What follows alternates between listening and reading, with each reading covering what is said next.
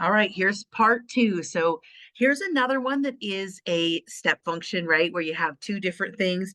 And this one says when you're less than two, use the top, and then greater than two, use the bottom. Again, you probably want to graph them and get an idea of what they look like. Um, and then that you could probably just look at the graph to get what it's doing for the limit as well.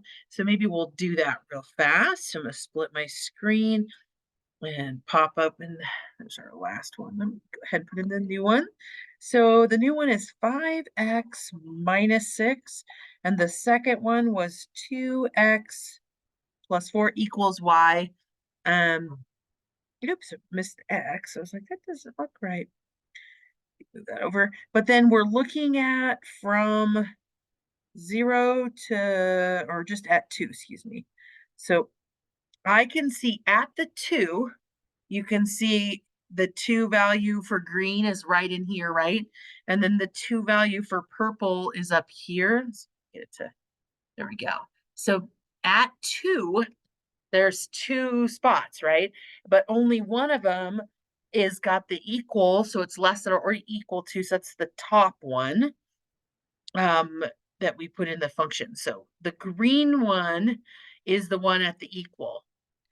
Anyway, I can easily see they're broken up at 2, right? They're 2 different values at 2. So if I sketched a graph of that over here,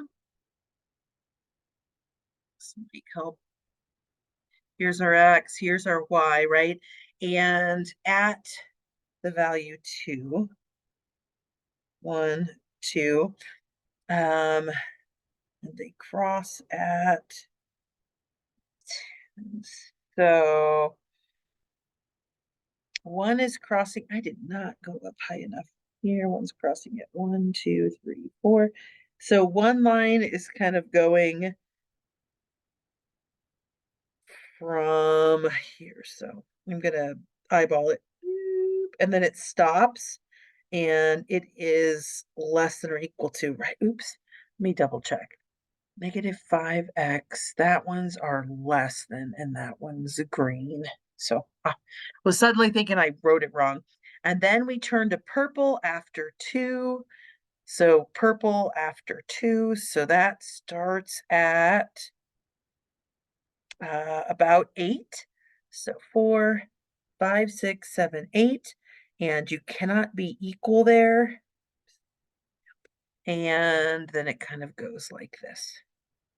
All right, good enough. It's not the best graph, but it'll hopefully help you. It's hard when in Desmos, you can Google it. You can make it go from up to 2 and make it look closer to this, but I don't remember how.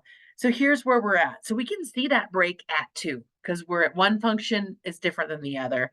So when I say you're approaching 2 from the left side, from right here, right? From that left side. Oh, well, that's not going to work.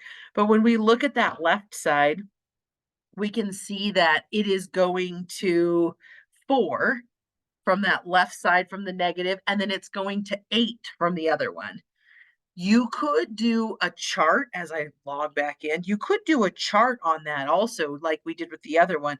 What numbers are getting closer and closer, and go from a chart, because you would easily see that the numbers are going to 4 and 8. So that's not going to quite be the same.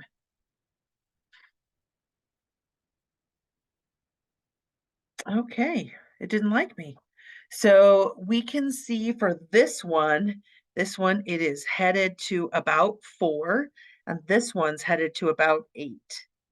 Okay, and I could look at, again, those values for this function 5x minus 6 that are getting close to 2 from the left side. So that'd be like 1.9, 1.99.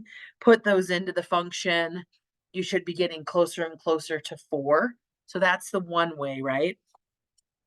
Versus, or look at the graph, either one. I can see that the left side and the right side don't meet each other. So when they say for C, see how this does not have the negative or the positive? So it's asking overall, what is the limit. So the left side's 4, the right side's 8. So there's clearly a break.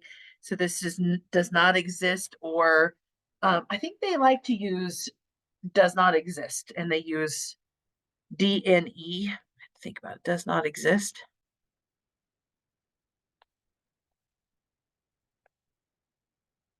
Exist. I don't think I spelled that right. Somehow I have an extra S. Okay, so does not exist, DNE, or undefined, something like that is what you'd want for that. But where is the value at 2? Well, the value, you can go up and you want to use the function with the equal. So truly, it's just going to be 5 times 2, 5 times 2, minus 6. So 10 minus 6 is 4. So the value is 4. The value really is nothing to do with the limit. They're very separate. My graphs are coming in, they're separate. There's no real limit. There's a left side, there's a right side, but they're not equal. So you can start to use these tools. If you're good with graphs, you can look at the graphs. You could do both. You could do charts for the left, right side, or look at the graph. So we're going to start to get into a little bit more ones that have the possibility of being what we call indeterminate form. So before I move on to 11, we're going to move up to the notes on indeterminate form that we kind of stopped at. So indeterminate form, what does the word indeterminate means? It means you couldn't find the answer, indeterminate, right? So if you're an indeterminate form, you're a 0 over 0, not a number over 0. That would be undefined. Okay, but 0 over 0. So basically, maybe you're going to 3 or something like that. You put the 3 in and you got 0 over 0 on the fraction. That means you have to rewrite it to find the solution. So what you'll notice in the notes is I'm showing you, well, this is going to be 0 over 0. So I'm putting in 2 into this function, and you could see that it didn't really get me anywhere. So I have to factor or use conjugates and rewrite by rationalizing the numerator. Sounds like a scary word. Hopefully most of them are going to be factory, but like you could really just factor these, cancel these factors, then you could put the 2 in and get the solution is 4. So you have to rewrite it so that you find the answer. That's where we're headed. Indeterminate form. Okay, scrolling down. I don't remember if this first one is an indeterminate form or not. Okay, so when we look at this one, we're not left side, right side, we're just at 1. So what we want to do is just start with putting it into the function. So 1 squared minus 8 times 1 plus 7 over 1 minus 1. Well, I can see the 0 in the denominator. 1 squared's 1 minus 8.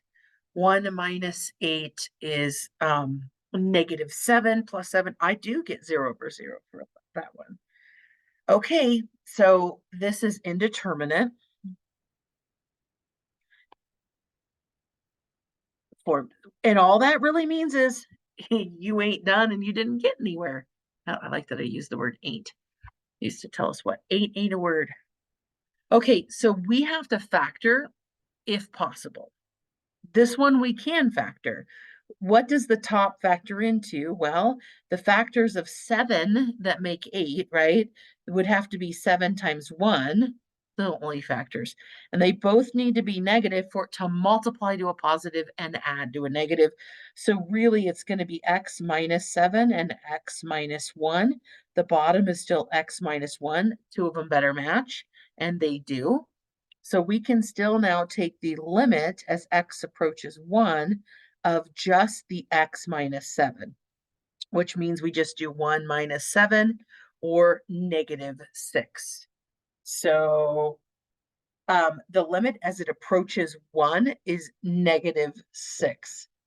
So for B, you could still use the reduced function for this one. So B is like, well, where is it at? Where's the limit at -1? So really, you're just going to do -1 minus 7 more. So that's -8. You could put it back into the original because it doesn't give you indeterminate form. It just It's just uglier. It ends up being like 16 over -2, and then you have to reduce it to the -8. Okay, last one, same idea, but this time we have -5 minus 7 more. It's not indeterminate on this one, but you just get -12. Shall we look at the graph? Yes, I think we should. I think it's important to use the graphs the way that, um, I don't think we focus enough on graphs because some people really struggle with them. But we have x squared minus 8x plus 7, and on the bottom we have x minus 1. Okay, so there's our graph. Okay, and it's aligned. Why is it aligned? Because it reduces, and it really is just the same as x minus 7. Okay, so, oh my gosh, I can't stop yawning all of a sudden. If we go to x at -1 and it's really hard to get this to do it, but right at that -1, there we go, -1. Oh, sorry, it was +1. I was like, that should say undefined. If we go right at that 1, you see the undefined show up? There we go. It's really hard, like, I'm pushing my finger on that spot until I can get it to come up for you. So, it still has a hole in the graph. This function has a hole in the graph. But we can easily look at 1, the value 1, and see that the limit is coming in right here, right? We scroll in a little bit. This is 1 is it's counting by halves now. So you can see it coming in right there at the -6. So go down because we're counting by twos. You can easily see it right at that -6. I guess I could touch it and make it come up. There we go. Right in there, right? So we can easily see that both sides are coming to -6, even though it's undefined at that exact spot. So limit doesn't care about the value, right? Only cares that they're coming in at the same spot. And then if we looked at the -1, we'd see that that's going to be right here at the -8, which we got. And if we look at -5, it's right in here. -5 is at -12. Okay. So looking at that graph gives you the same solutions as your functions. All right, 12 is a weird one. 12, if we graphed 12, because it's got this value at 2, 1, 2, where the denominator is going to go from, well, where the denominator is 0, which is undefined, but you're going to have a value that goes from here and then this way, oops, and this is at -1 here. And then this one has a value here and goes this way. So the graph is really weird. It totally splits at the 2. And I couldn't see that unless I did what? Graphed it. I don't see the break. I cannot look at that function and know what it does. I'm just not that good. Maybe I know because I've been doing math for way too long, but you're not going to know. So graph it, see what it does. So at 2, we have a split, but it wants us to look at that left side, which I can see is coming in to at -1 at the 2. From the left, it's at -1. Another way I could do that, x, y, oops, I like a little. The other way I could do that is by putting in those values that are close, right? So what value would I put when we're coming in the left up to 2 would be like 1.9, 1.99. And they both end up giving us -1. Okay, they come through really pretty. And you're just going to put those into x minus 2, absolute value, over x minus 2.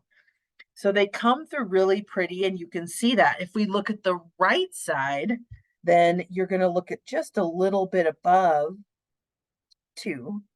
So 2.1, 2.01, 2.001, so forth. You're going to see that these are all headed to 1 of that same thing. Now, here's what's tricky. What if you only see this as your problem? you have to know to do A and B or look at the graph.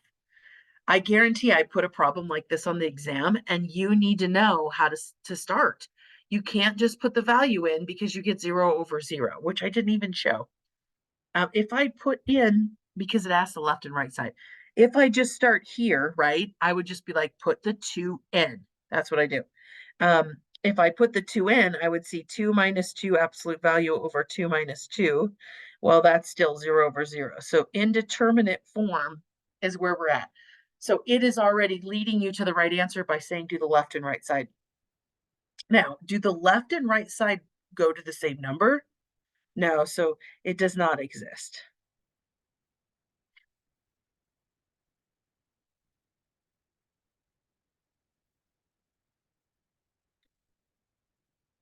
Okay, doesn't exist.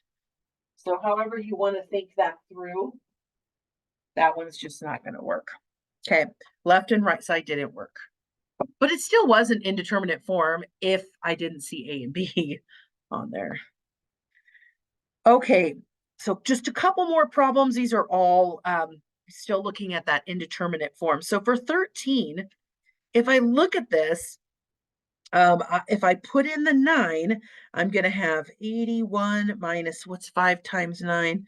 40 minus 36, 40, 35. This is 45.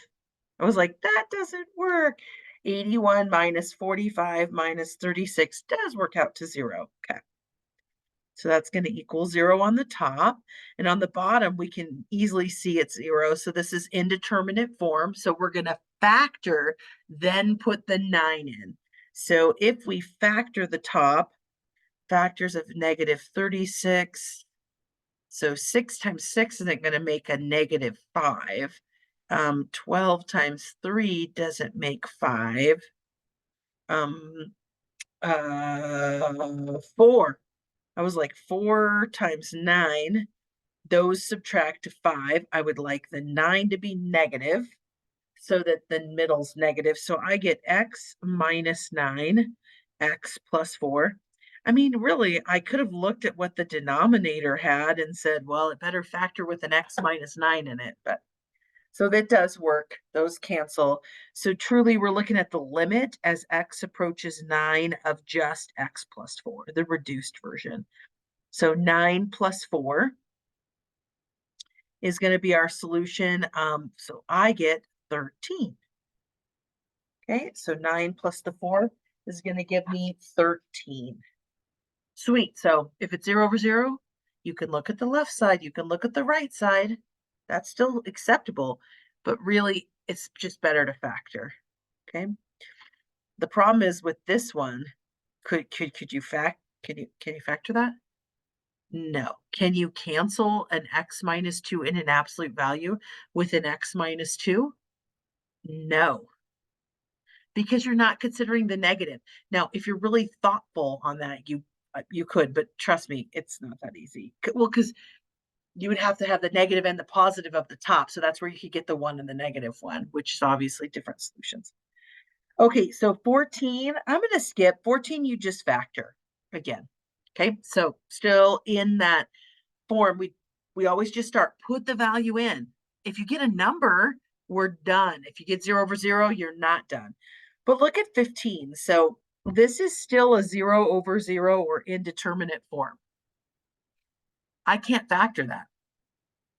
Now, I could look at the graph and see where it's at 25, totally acceptable. But really, this one is the only one that we are going to do that has to use a conjugate to solve this one. And that's to rewrite it. So I have this right now, and this form isn't working. I need to rewrite this differently without changing the ratios, the whole problem, right? So I can multiply the top and bottom by the same thing. And what I'm going to choose to multiply by is the square root of x plus 5 on the top and the bottom. This is the conjugate. So we're going to multiply by the conjugate. Switch the sign and then multiply by that. Okay, so I'm multiplying by 1, basically, right? I'm just rewriting it. And really, it's called rationalizing the numerator, which we've rationalized the denominator. So you've done this, just probably not quite the same. So we're going to do square root of x times square root of x. Well, square root of x times square root of x, they're both underneath. So we would have the square root of x squared, and the square root of x squared is x. So you could think of it like this, right? When I multiply those, we'll simplify it in a second. Then this one times this one is a positive 5 square root x. And then this one times this one is a negative 5 square root x. Those will cancel each other. That's why we do this. Negative 5 times 5 is a negative 25. Okay, just looking at that top, the first term is going to become x because the square and the x undo each other. These go to 0. So I have x minus 25. Sweet, done. Okay, on the bottom, think of it as FOIL here too. X times square root of x is x square root x. And then x times 5 is a positive 5x. And then negative 25 times square root of x is negative 25 square root of x. And then negative 25 times 5 is what? 225 times 5, 125. Okay, so we're here. I can't really reduce much. Why can't I combine those two? Because one has an x outside and square root x. Variables will have to be identical inside and out. So you can't combine those. So we're really going to have x minus 25 over x square root of x plus 5x minus 25x squared minus 125. Oh, let's do the limit as this approaches 25. And let's pray we don't get 0 over 0. So, oh, I do get 0 on the top. Okay, so let's do factor by grouping. We do still get 0 over 0. Do you see that? So we're almost there. I forgot this one was double hard. Some of them you're done here and you can already get not 0 over 0. We're going to do factor by grouping. Just a sec here. On this 2 and these 2. And so our top is still just x minus 25. So we're going to take an x out of the first 2. That leaves the square root of x plus 5. Okay, and then the second one, I can take out a negative 25. And that's going to leave that same square root of x. The negative came out. The 25 came out. And then the negative 125 will become positive 5 when we take out a negative. So taking out the negative changes these two signs to positive, and then we took the 25 out of both. These have to match with that grouping method. So the bottom is going to become what you took out is x minus 25, and what you had in the parentheses is square root of x. Oops, that's not an x. Square root of x plus 5. And the top is x minus 25. Now these cancel, and I'd have 1 over square root of x plus 5. Oh, we're getting closer. Now I can put in a 25. So it'd be 1 over square root of 25 plus 5. So square root of 25 is 5. So I get 1 over 5 plus 5 is 10. 1/10 is the final answer. That will be really hard to see on a graph because it's a decimal or a fraction so small. It would be hard to see that at 25 you're going to 1/10. We could try it though. All right. So we have a fraction. So we hit division and then square root under here somewhere. Oh, no, there it is. Square root of, where's my original? X minus 5. And then on the bottom, it is x minus 25. Okay, so there's our graph, and we want to see what is it doing at 25. So here's 25 right here. and I can see it's about 1/10. It's just harder to get the exact answer from the graph, but you could definitely check it. Ooh, oh, it's giving us undefined. That's right. But you can see right before is 0.51 and right, both sides. Limit's all about both sides. This is undefined because it makes 0 in the denominator. Okay, so the moral of the story is the graph does show you the answer, but it will have an undefined at the exact hole because you're looking at left and right. So I am under the impression, I know conjugates aren't easy, brings in like every kind of factoring and even just remembering what to do. Okay, limits can be challenging. This homework might take a little extra time. Make sure you give yourself enough time. Good luck.